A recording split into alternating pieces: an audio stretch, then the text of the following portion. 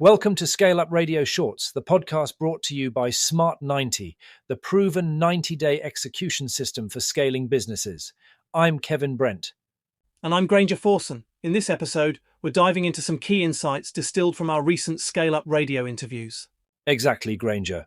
We've had some fascinating conversations recently, and we're going to be comparing and contrasting the lessons learned from Bob Hayward and Moksha Menon. We'll be covering everything from people and recruitment strategies to product development and business scaling, all packed into this short episode. Let's start with Bob Hayward. He's a seasoned entrepreneur with a long career, having started 7 businesses. That's right, Kevin. He currently runs 2 ventures, Be More Effective, a consultancy, and Key Performance Training, which provides regulated industrial training. And he has a pretty interesting background too, spanning psychiatric nursing and sales. And I should mention, really, he's a family man with 4 children and 5 grandchildren.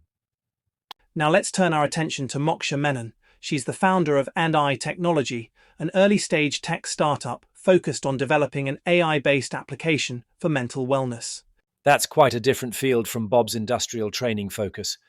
Absolutely. Moksha's background is in psychology and HR, which is fascinating given her tech venture.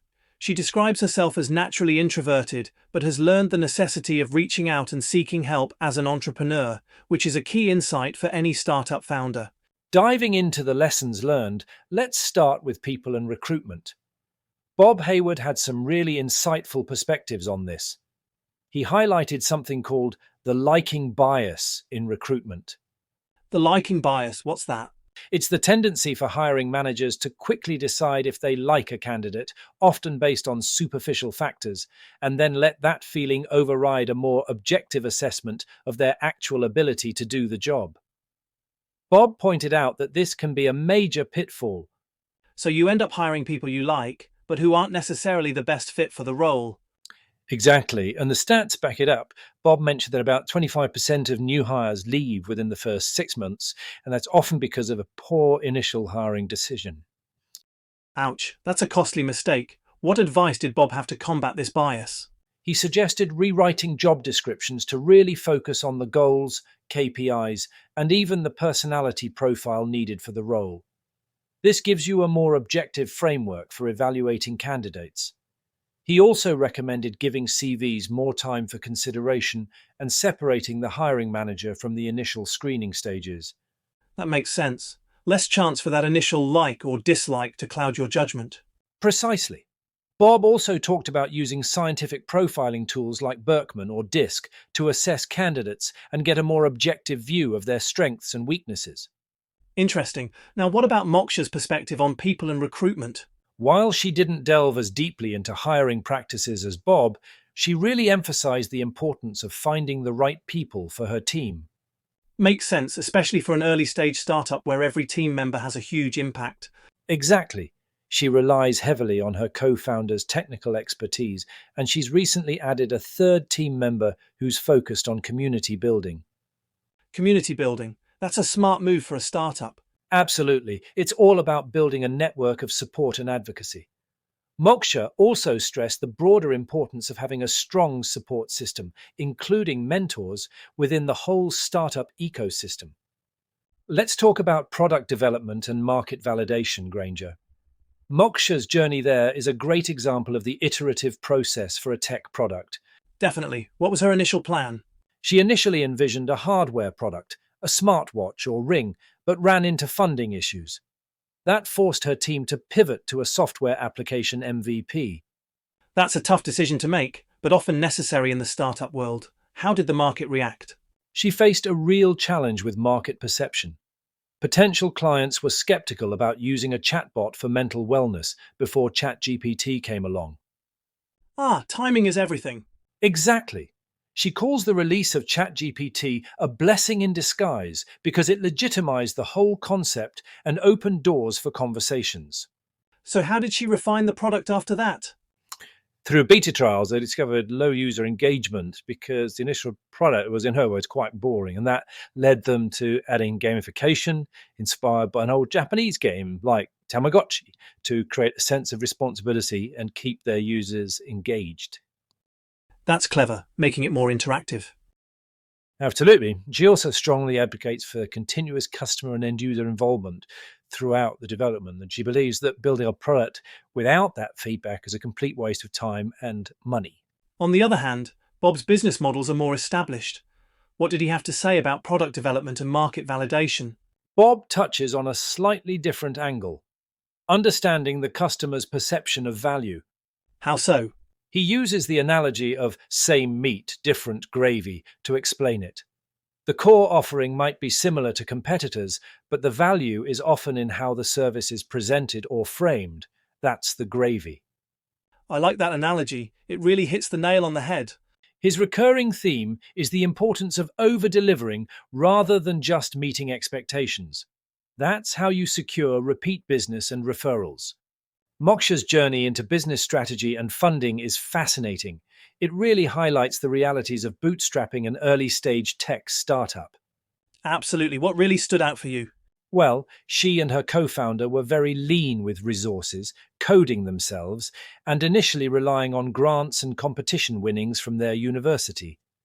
But they also both worked full-time jobs for 4 years to cover living costs while building the business in the evenings and weekends. That's serious dedication and grind. Exactly. And their strategic choice to pursue a B2B model was driven by the prevalence of workplace stress. They understood that individual stress management needs supportive environmental change. It takes two to tango, as she put it. Makes perfect sense. Securing their first paid pilot was a crucial step towards generating revenue and proving the business model.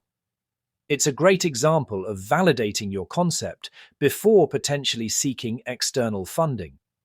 On the other side of the spectrum, Bob's got a wealth of experience when it comes to scaling and diversification. Right, he's built multiple businesses, so his perspective is quite different. Definitely. His motivation for setting up key performance training was explicitly social. He wanted to provide a pathway to employment for people struggling to find work. That's a fantastic mission. It is, and he prefers an associate model for trainers and coaches, rather than employing them directly. It gives him more flexibility, I guess, although he does employ recruitment staff, of course. Makes sense. And it's interesting how he's focused on adding science to the human equation through tools and methodologies. Absolutely, using data and systems to achieve consistent results for clients. When it comes to marketing and sales, Bob really nails the importance of understanding the customer avatar. Yeah, he's all about knowing your ideal customer inside out. Exactly, and then clearly articulating the advantage you give them. It's not enough to just have a good product. People need to understand exactly how it benefits them. Right, it's about communicating that value effectively. Absolutely. Bob focuses on building a value that is significantly greater than the cost. He mentioned the idea of delivering £10 worth of value for every £1 spent to drive repeats and referrals. That's a great metric, so exceeding expectations is key?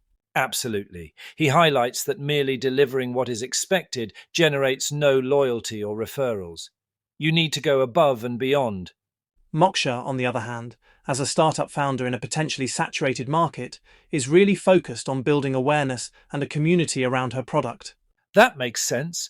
When you're new to the game, getting the word out there is half the battle. Exactly, and she actually mentioned that she regrets not starting her social media presence earlier in the journey. Hindsight's always 20/20, isn't it? It is. It sounds like she learned that having an online presence really makes reaching potential customers and generating interest a whole lot easier. For sure, she uses platforms like Instagram to educate people, even those not yet using the app. She's playing the long game, providing value and building trust. Very smart. So what kind of outreach is she doing currently? Well, their current outreach involves organic introductions, leveraging networks, and a bit of direct contact. But she's already seeing results from people finding them online, so that social media strategy is starting to pay off. So, Granger, what were some of the major challenges these entrepreneurs faced along the way?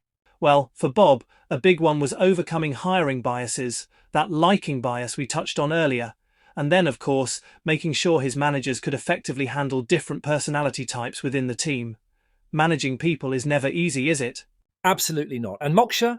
For Moksha, it was all about overcoming those early-stage hurdles. Securing initial funding for her hardware idea was a real challenge, which ultimately led her to pivot to software. Pivoting can be tough, but sometimes it's the best move. Definitely. She also had to battle market skepticism around using a chatbot for mental wellness before ChatGPT became mainstream.